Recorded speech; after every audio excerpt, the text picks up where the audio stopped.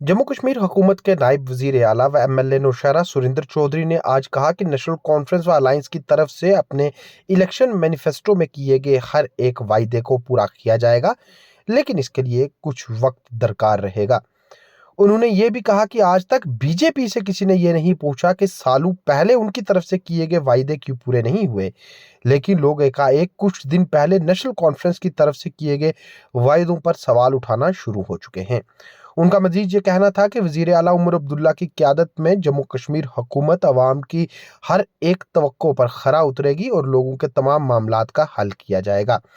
उन्होंने मजीद ये जानकारी दी कि खिताए पीर पंचाल की तमाम असेंबली कॉन्स्टिट्यूंसीज का दौरा करके वो मुकामी MLA से मिलेंगे व लोगों की परेशानियों का हल करने के मकसद से तमाम ज़रूरी पेशरफ्त की जाएगी।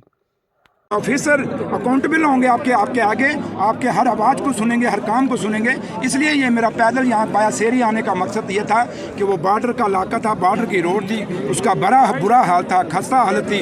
उस रोड को भी मैं देखना चाहता था और उन लोगों को भी जितलाया कि अगर आप कच्ची सड़कों पर चल सकते हैं तो सुरिंदर चौधरी भी कच्ची सड़कें पर चलेगा, लेकिन खाली चढ़ेगा नहीं, आप इन सड़कों को पक्का भी करवाएगा। बहुत सारे महकमे खास करके PWD की बात करें, क्योंकि आप एक बॉर्डर बेल्ट के रहने वाले हैं, बॉर्डर इलाका है आपका। लोगों को बहुत सारी परेशानियां रही पिछले कई अरसों से, आज भी सड़कों के लिए लोग पर दर-बदर फिर रहे हैं। अब आपसे खिताए पीर पंचाल के लोगों को बहुत उम्मीदें हैं। देखिए, मैंने कहा मैं मानता हूं कि मुझे बहुत उम्मीदें उनको मेरे पर, लेकिन मैं आपको कह रहा हूं कि इसके बाद जो आज मैंने नौशहरा में मीटिंग की, क्योंकि नौशहरा के लोगों का शुक्रिया अदा करना बहुत ज़रूरी था, क्योंकि इन लोगों ने मुझे मान और सम्मान दिया, इन्होंने अपनी रातें लगा के मुझे जिताया था और इनके पास मेरा आना बहुत ज़रूरी था।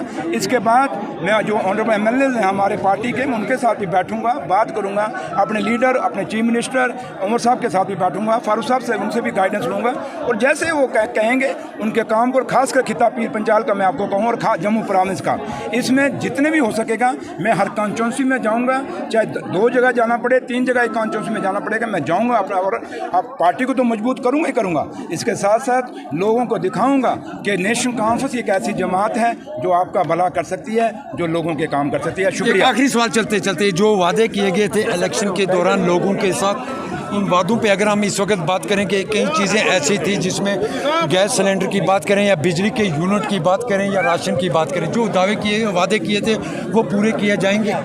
मैंने कहा ना कि ये मुझे कश्मीर में भी एक बंदे ने सवाल पूछा तो मैंने उसको एक जवाब दिया था।